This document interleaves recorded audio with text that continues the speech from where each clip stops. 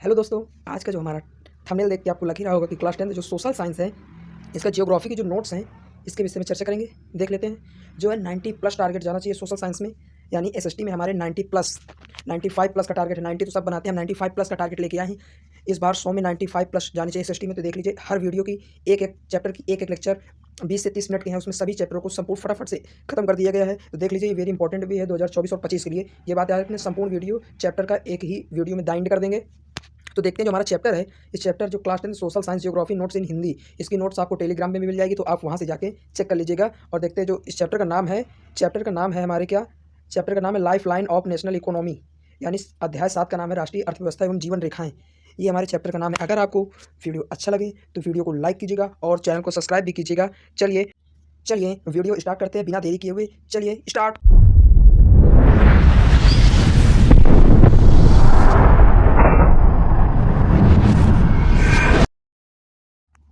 जो हमारा अध्याय है, देख लेते हैं। अध्याय का नाम तो हमने एक बार कर लिया, एक बार और देख लेते हैं। राष्ट्रीय अर्थव्यवस्था एवं जीवन रेखाएं, ये क्या चीज़ है, इसके विषय में जानकारी प्राप्त करते हैं। चलिए पहले देखते हैं परिवहन के साधन। परिवहन के साधन किसे कहते हैं? परिवहन के साधन वे साधन कौन से? वे साधन जो मनुष्य को तथा सामान को एक जगह से दूसरी जगह ले जाते हैं, क्या कहलाते हैं? वे परिवहन कहलाते हैं। जैसे कि रेलगाड़ी, जल परिवहन, वायु परिवहन, ये क्या कहलाते हैं? ये परिवहन साधन कहलाते हैं। आई होप कि आपको समझ में आया होगा। आप देखते हैं संसाधन या संचार के साधन। संचार के क्या साधन है, इसके विषय में देखते हैं। वे साधन जो समाचार और संवाद को एक जगह से दूसरी जगह ले जाते हैं, संचार के साधन। यानी संवाद का मतलब है कि मैसेज और फ़ोन कॉल जो है, ये सब क्या है? संचार के साधन है। आई होप कि आपको समझ में आएगा। चलिए आगे देखते हैं। जो आगे का हमारा टॉपिक है परिवहन के साधन। परिवहन के कितने साधन हैं, ये देख लेते हैं। परिवहन के पहली बात 3 साधन आपको याद रखना है, स्थल और जल और एक वायु। अब स्थल के देख लेते हैं। स्थल में कौन कौन से? जो स्थल में है, सड़क, रेल और पाइपलाइन। जो संचार के स्थल के तो देख लिए हैं। अब देखते हैं जल के। जल के संसाधन क्या है? समुद्री या आंतरिक या समुद्री, ये दो ही हैं, समुद्र में देख सकते हैं। और देखते हैं वायु। वायु के लिए क्या है? कुछ लोग अपना निजी वायुयान रखते हैं और कुछ लोग अंतर्राष्ट्रीय, कुछ सड़क परिवहन भी हैं। ये दो चीज़ें हैं, ये दो चीज़ों को आपको याद रखना है, निजी और अंतर्राष्ट्रीय। ये अब देखते हैं सड़क परिवहन। सड़क परिवहन किसे कहते हैं? इसमें आपको पूरी थ्योरिकल पढ़ने की जरूरत नहीं है, फटाफट से पढ़ लेते हैं। भारत में सड़कों का जाल आज दुनिया के विशाल सड़कों नेटवर्कों में से एक है। भारत में कुल 2.3 मिलियन किलोमीटर सड़क है। निर्माण और रखवाव के मामले में रेल की तुलना में सड़कें बेहतर हैं। रेलगाड़ी की तुलना में सड़कें बहुत ही बेहतर मानी गई हैं। और देखते हैं रेल परिवहन की तुलना सड़क परिवहन की महत्वता को अधिक बढ़ाती है। इसके निर्माण के लिए कारण निम्नलिखित है। नंबर 1 देखते हैं, फटाफट से इसके कारण देख लेते हैं। जो है इसका कौन कौन से कारण हैं? पहला इसका कारण है, क्या प्रॉब्लम आ रही है यार, इसका कारण इसके रेल की तुलना में सड़क बनाने में लागत कम लगती है। रेलगाड़ियों में पटरी बिछाने में बहुत लागत लगती है और सड़कें बनाने में कम लागत लगती है। और दूसरा पॉइंट इसका देखते हैं, सड़क ऊबड़ खाबड़ और विच्छिन्न भूभागों पर बनाई जा सकती है, परंतु रेलगाड़ियां नहीं बनाई जा सकती हैं, रेल की पटरियां। दूसरा पॉइंट। तीसरा पॉइंट, सड़क का निर्माण अधिक ढालों वाले क्षेत्रों में, पहाड़ियों पर भी आसानी से किया जा सकता है। जो सड़क का निर्माण है, आप जानते हैं, पहाड़ियों पे कहीं भी किया जा सकता है, बट रेलगाड़ी की जो पटरियां हैं उनको पहाड़ी इलाकों में नहीं बिछाई जा सकती हैं, क्योंकि ट्रेन का पलटने का ज़्यादा चांस रहता है। अब इस चौथा पॉइंट देखते हैं, कम लोग तथा कम सामान। जो सड़क की जरूरत है, इसमें कम लोग तथा कम सामान की जरूरत होती है। सड़क मार्ग से जाने में कम खर्चा भी आता है और रेलगाड़ी से जाने में अधिक खर्चा आ जाता है। चलिए अब देखते हैं पांचवा पॉइंट। जो है सड़क के कारण घर घर सामान सेवाएं संभव है। मतलब जो रेलगाड़ी है, इससे घर घर नहीं पहुंचाया जा सकता, परंतु सड़कों के द्वारा सामान को एक जगह से दूसरी जगह अर्थात घर तक भी डिलीवर किया जाने लगा है। देख सकते हैं आप, फ्लिपकार्ट और अमेजोन, ये मीशो बहुत से हैं जो आपके घर डिलीवरी करने आते हैं। क्या ट्रेन से आते हैं? नहीं, ये इसी से आते हैं, सड़क से। और अगला पॉइंट, सड़क परिवहन में परिवहन के अन्य साधनों तक कड़ी काम किया जा सकता है, मतलब काम अच्छे से किया जा सकता है सड़क परिवहन में क्षेत्रों में। अब देखते हैं जिसका अगला टॉपिक है, क्या है भारत में सड़क के प्रकार। भारत में कितने प्रकार की सड़कें हैं, आपको याद रखना है। भारत में 6 प्रकार की सड़कें हैं। नंबर 1, स्वर्ण चतुर्भुज मार्ग। इसकी फटाफट से डिफिनेशन देख लेते हैं। इसकी जो डिफिनेशन है, यह 6 लेन वाली, ये क्या है? 6 लेन वाली महाराज मार्ग की सड़क परिवहन योजना है, जो दिल्ली, कोलकाता, चेन्नई और मुंबई और दिल्ली को जोड़ती है। उत्तर दक्षिणी करियर, श्रीनगर और कन्याकुमारी को आपस में जोड़ता है। पश्चिम जो गलियारा है, सिलचर से लेकर पोरबंदर यानी गुजरात को आपस में जोड़ता है। इस सुपर हाईवे प्रोजेक्ट का मुख्य उद्देश्य भारत के बड़े शहरों के बीच की दूरी को कम करना है। इसलिए परियोजना की जो राष्ट्रीय मार्ग की है, प्रतिकरण द्वारा प्रस्तुत किया गया है। मतलब स्वर्ण चतुर्भुज जो है, वो पहले स्टार्ट होता है मुंबई से दिल्ली, दिल्ली से कोलकाता, कोलकाता से चेन्नई।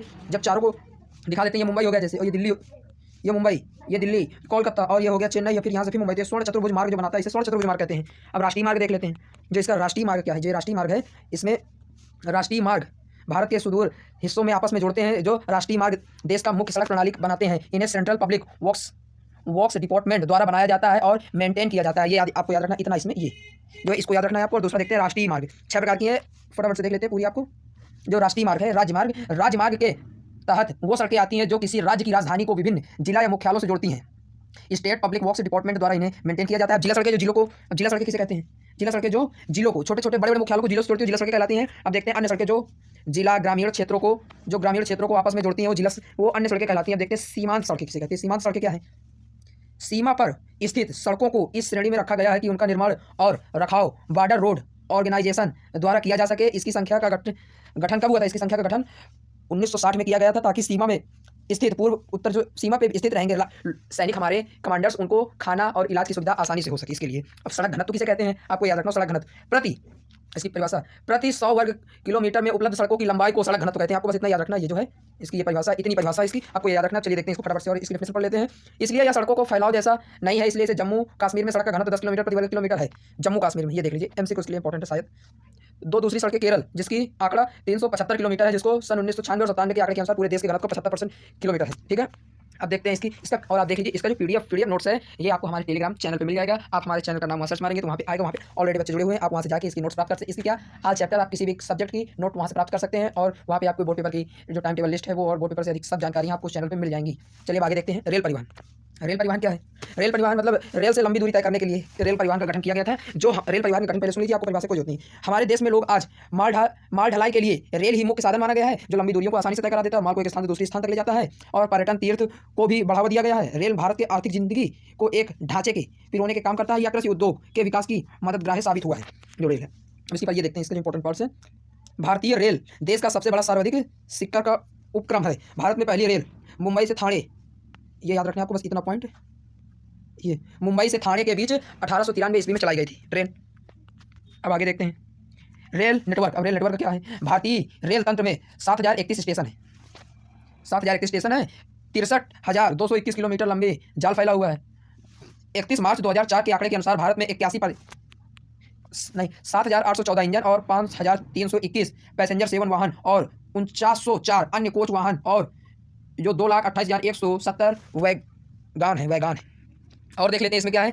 ये रेल के विषय में पूरा फटाफट से इसको पाइपलाइन किसे कहते हैं आपको पता होना चाहिए। जैसे गैस की पाइपलाइन देखे होंगे आप, पेट्रोल डीजल, इसकी ये सब जो है ये पाइपलाइन, इसको पाइपलाइन बोलते हैं। पाइपलाइन के मुख्य नेटवर्क हैं, जैसे गुजरात में ये हमारे कानपुर में है, ऊपरी असम में गुवाहाटी होते हुए कानपुर, बरैनी और इलाहाबाद तक है, और दूसरी गुजरात से सलाया, मथुरा, दिल्ली, सोनपत तक है। ठीक है, और जल परिवहन इलाहाबाद से हल्दिया गंगा मार्ग 1620 किलोमीटर है, और सर्दिया और बूबे के बीच ब्रह्मपुत्र नदी का यह 891 किलोमीटर है, और केरल का पश्चिम तटीय नगर जो है उद्योग मंडल और चंपाकर नहरें 205 किलोमीटर है। और इस चैप्टर में इंपॉर्टेंट जो है उसी के विषय में चर्चा करेंगे। वायु परिवहन तो आपको पता ही क्या है। वायु परिवहन जो है, इसकी स्थापना कब हुई थी? राष्ट्रीयकरण वायु परिवहन कब हुआ था? इसका राष्ट्रीयकरण हुआ था 1993 ईस्वी में, ये आपको याद रखना है। 1993 ईस्वी में वायुकरण हुआ था इसका जो है वायु परिवहन का। और इसमें वायु कुछ दो ही वायु में, एक निजी या सार्वजनिक और एक अंतर्राष्ट्रीय है। जो वायु परिवहन से दुर्गम इलाकों जैसे ऊंचाई पहाड़ियों वाले, कठिन रेगिस्तान, घने जंगलों और दूर दराजों द्वीपों तक आसानी से पहुंचा जा सकता है, इसीलिए वायु परिवहन का निर्माण किया गया है।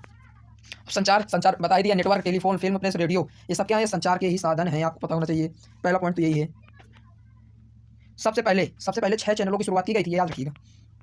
टेलीफोन, मोबाइल फ़ोन, जनसंचार, ये सब है। समाचार पत्र, फिल्म, ये अंतर्राष्ट्रीय व्यापार, ये 2 चीज़ देख लें आप, ये 2 इंपॉर्टेंट हैं। इनको मैं बॉक्स में बंद किए दे रहा हूँ।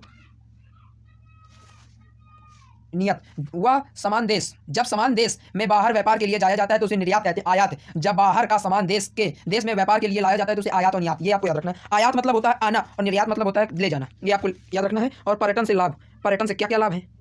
पर्यटन मतलब जो आते हैं हमारे देश में से क्या क्या लाभ है? यह राष्ट्र की एकता और अखंडता को बढ़ावा देती है। और दूसरी जो है, यह स्थानीय हस्तकला और संस्कृति को भी बढ़ावा देती है, जो हमारी पर्यटन है। और अब बात करते हैं पर्यटन के द्वारा दूसरे देशों के लोगों हमारी संस्कृति और विरासत को भी समझाते हैं। ये आपको याद रखना, पर्यटन के क्षेत्र में बताया गया है। अगर आपको वीडियो हमारा अच्छा लगे तो आपको कुछ नहीं करना है, वीडियो को एक लाइक और चैनल को सब्सक्राइब कर देना है। और आपको कमेंट करके ये बताना है कि जो सब्जेक्ट की आपको नोट्स चाहिए 10th 11th 12th में, उस चैप्टर का नाम लिख दीजिएगा और क्लास लिख दीजिएगा। हम उसका वीडियो आपको दूसरे ही दिन आप बना के चैनल पे डाल देंगे। और आप हमारे टेलीग्राम चैनल पे अवश्य जुड़ जाइएगा, वहाँ आपको बोर्ड पेपर से सभी जानकारियाँ और इस हर चैप्टरों की PDF नोट्स आसानी से उपलब्ध हो जाएगी। उसकी लिंक हम वीडियो की डिस्क्रिप्शन में डाल देंगे, आप वहाँ से जाकर भी देख सकते हैं, या तो आप टेलीग्राम पे सर्च कर लीजिएगा अप्लाइड स्टडी, वहाँ से भी आप देख सकते हैं। चलिए आज का इतना ही, अगला जो होगा हम उसका वीडियो लेक्चर डाल देंगे, तो आप वीडियो को लाइक कर लीजिएगा और चैनल को सब्सक्राइब कर लीजिएगा कि जो नोटिफिकेशन आए वो आप तक अवश्य पहुँचे।